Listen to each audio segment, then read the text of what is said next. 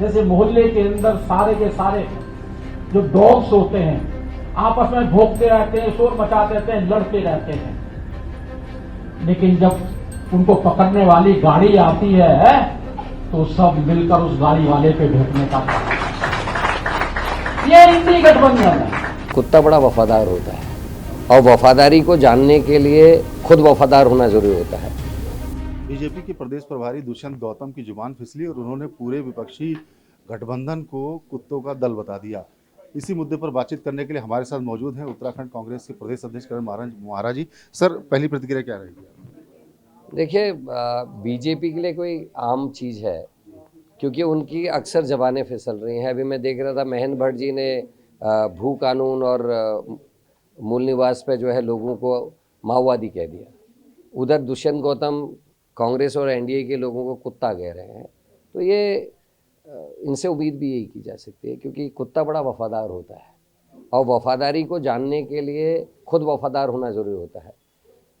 भारत माता की स्वतंत्रता की लड़ाई में स्वतंत्रता संग्राम सेनानियों के खिलाफ गवाही देने वाला संगठन और उसके लोग, नाथूराम गॉडसे जिसने महात्मा गांधी की हत्या की उसकी जय जयकार करने वाले लोग वफादारी को क्या समझे क्या जाने, और आज भी लगातार देश का क्षय कर रहे हैं। इकोनॉमी डाउन हो रही है, सीमाएं कमज़ोर हो रही, फौज कमज़ोर हो रही, महिलाओं के संग अत्याचार हो रहे हैं, हमारे अंतर्राष्ट्रीय खिलाड़ियों के साथ अपमान हो रहा है। मणिपुर में महिलाओं का क्या हुआ आपने देखा, किसान मर गए 700, कोई फ़र्क नहीं इनको पड़ता। इनके मंत्रियों के बच्चे लोगों को गाड़ियों से कुचल दे रहे, कोई फ़र्क नहीं पड़ता। तो इनसे यही उम्मीद की जा सकती है। और बीजेपी को याद रखना चाहिए कि स्वर्ग की सीढ़ियों में जब पांडव जा रहे थे तो युधिष्ठिर के साथ आखिरी जो व्यक्ति था जाने वाला वो एक कुत्ता ही था। तो बीजेपी को याद भी रखना चाहिए। अच्छा सर, दूसरा सवाल, आज यूसीसी ने ड्राफ्ट सौंप दिया है मुख्यमंत्री को, कांग्रेस से क्या स्टैंड है सर इस यूसीसी को लेकर? देखिए, यूसीसी को लेकर स्पष्ट हमारा कहना है पहले दिन से, क्योंकि यूनियन का विषय है, it's not a subject of state. और मान लीजिए उत्तराखंड में लागू हो गया, बगैर में हिमाचल में नहीं हो रहा, हरियाणा में नहीं हो रहा, उत्तर प्रदेश में नहीं हो रहा, दिल्ली में नहीं हो रहा, तो ऐसे यूसीसी का क्या फ़ायदा है? मेरे को ये लगता है क्योंकि नरेंद्र मोदी और अमित शाह पिछले 10 वर्षों से इसको लागू करने की बात कहते तो रहे पर कर नहीं पाए। अब केवल फेस सेविंग के लिए उत्तराखंड को इस्तेमाल किया है और बीजेपी, आरएसएस और बीजेपी की सरकार को बाज आ जाना चाहिए उत्तराखंड को गिनी पिग की तरह इस्तेमाल करने के लिए। कोई भी परीक्षा लेनी होती है, परीक्षण करना होता है, उत्तराखंड में लागू कर देते हैं। जैसे दवा कंपनी गिनी पिग्स में करती है वैसे उत्तराखंड का हाल कर रखा है। और सरकार से हमारी 2-3 और मांगे हैं। आपको ड्राफ्ट आज मिल गया तो आप 24 घंटे के अंदर इसको सारे विधायकों को, चाहे पक्ष के हैं चाहे विपक्ष के, उन तक उपलब्ध कराना चाहिए।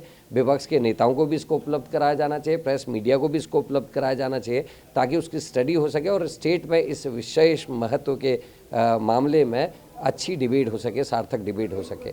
और हमारी दूसरी चिंता भी है कि जो हमारे आर्टिकल 15 से लेकर आर्टिकल 30 तक जो जितने अधिकार हमको संविधान ने दिए हैं उनका कहीं इसमें अतिक्रमण तो नहीं हो रहा।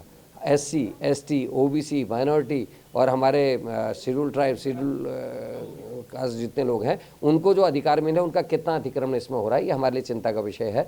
अगर राष्ट्र हित में दिखेगा पढ़ने के बाद, अगर लगेगा कि इसका लाभ राज्य को और राष्ट्र को हो रहा है तो हम लोगों को कोई आपत्ति नहीं है। लेकिन अगर लगेगा राष्ट्र को या किसी को इसका नुकसान होने वाला है तो कांग्रेस विपक्ष की अपनी भूमिका को निभाएगी और इसका विरोध करेगी। धन्यवाद। ये थे हमारे साथ करण महाराज जी, प्रदेश अध्यक्ष, जो बता रहे थे कि जो दुष्यंत गौतम की टिप्पणी है उस पर बड़े इन्होंने तंज करते हुए उनका जवाब दिया है। इसके अलावा यूसीसी पर स्पष्ट रूप से कहना है कि जब तक ये ड्राफ्ट विधायकों को और नेता विपक्ष को नहीं मिल जाता तो उसके बाद ही, उसका अवलोकन करने के बाद ही निर्णय लेगी कांग्रेस कि इसके पक्ष में रहेगी या विपक्ष में। कैमरा पंकज तलवार के साथ मैं रजनीश दीक्षित, देहरादून। श्रेष्ठ उत्तराखंड पर खबरों से जुड़े रहने के लिए चैनल को सब्सक्राइब करें, बेल आइकन दबाएं और देखते रहें श्रेष्ठ उत्तराखंड।